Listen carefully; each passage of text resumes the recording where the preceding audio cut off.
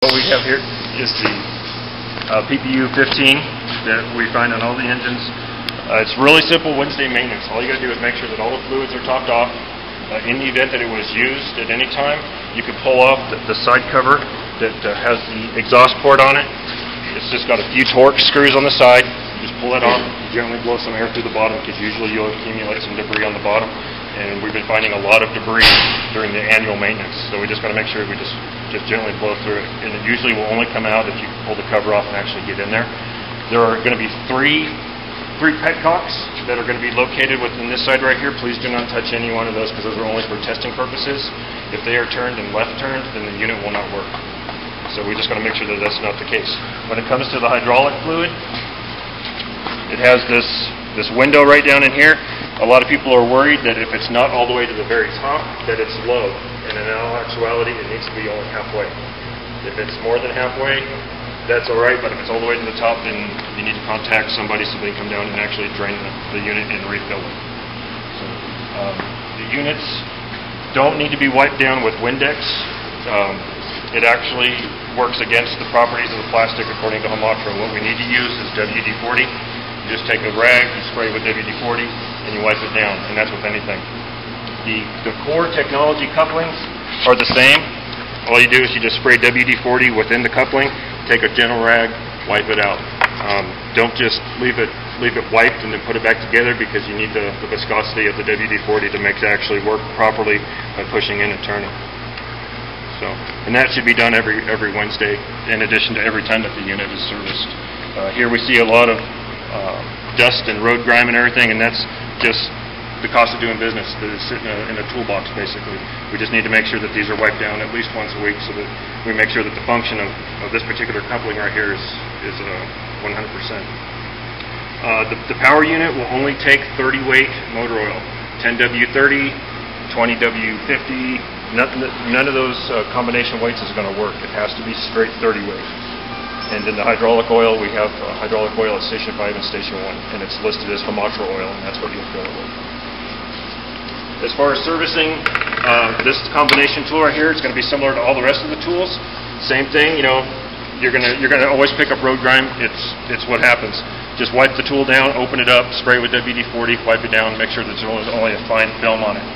In the event that any one of these torque screws on here are loose, just tighten them up very gently because it will crack the plastic. If you actually seat them down tightly, it will crack it, and then that's $17 out of our budget.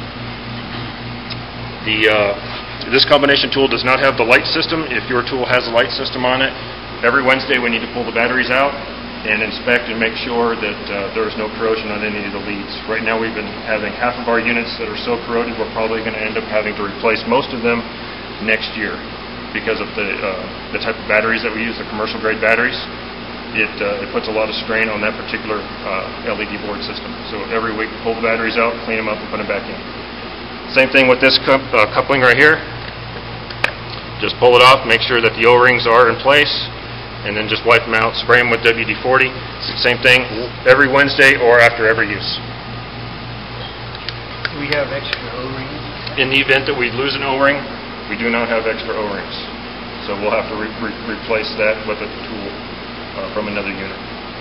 So, if for some reason any one of these nuts, this large nut here, or any one of these hinge pins becomes loose or missing parts, and you'll notice it because this will become really loose and want to fall out, this you'll be able to turn by hand. That tool's out of service. We need to notify the person on duty that's in charge of the Holmatro tools and actually get that seated correctly, because each one of these actually has torque specs to them. Every time you use this tool, these will actually pop off. Just be very gentle.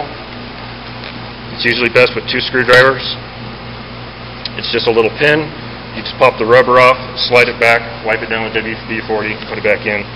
If for some reason you have a lot of debris in there and you can't get this off, then gently use some air and try to pick up from the back end and try to blow it out.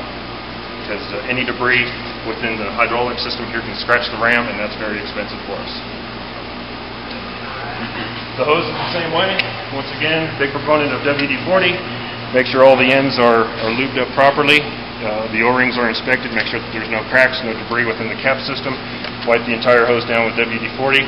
Once again, you just from riding around inside a compartment, you can encumber some debris, and it happens.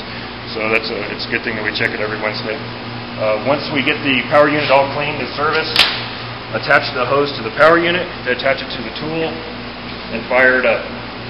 Open the tool up all the way, whether it be a combi tool, a spreader, a cutter, it doesn't matter. What we're looking for is pressure on the system. Take any tool, put pressure on the system, and hold it. You'll feel it. It'll engage from the first stage. Once it gets to about 2,700 psi within the hose, it'll jump to the second stage and build us up to 10,005. Once it gets to 10,005, hold it there for about 20 seconds. What we're looking for is any problems within the core system, any problems within this handle, and any problems within this cup link right here. If you see any leakage, the entire system's out of service until we can determine what made it leak. And that's the key points that we're looking for in a Wednesday service, is to make sure that the tool's not only clean and working properly, but everything's ready to go out into the field. During every Wednesday maintenance, what we're going to want to do is we're going to want to inspect this battery cell right here to make sure that there's no corrosion within it. It's just 2 Phillips screws right behind the handle. Just gently pull that cover off. This whole mechanism will slide. Usually just take a screwdriver to help guide it out.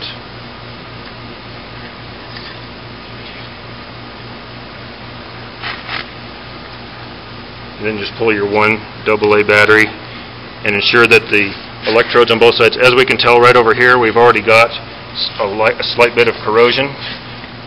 So what we'll do is we'll go in there and get a small emery cloth or something, maybe a 220 grit sandpaper, something real fine to get it off of there.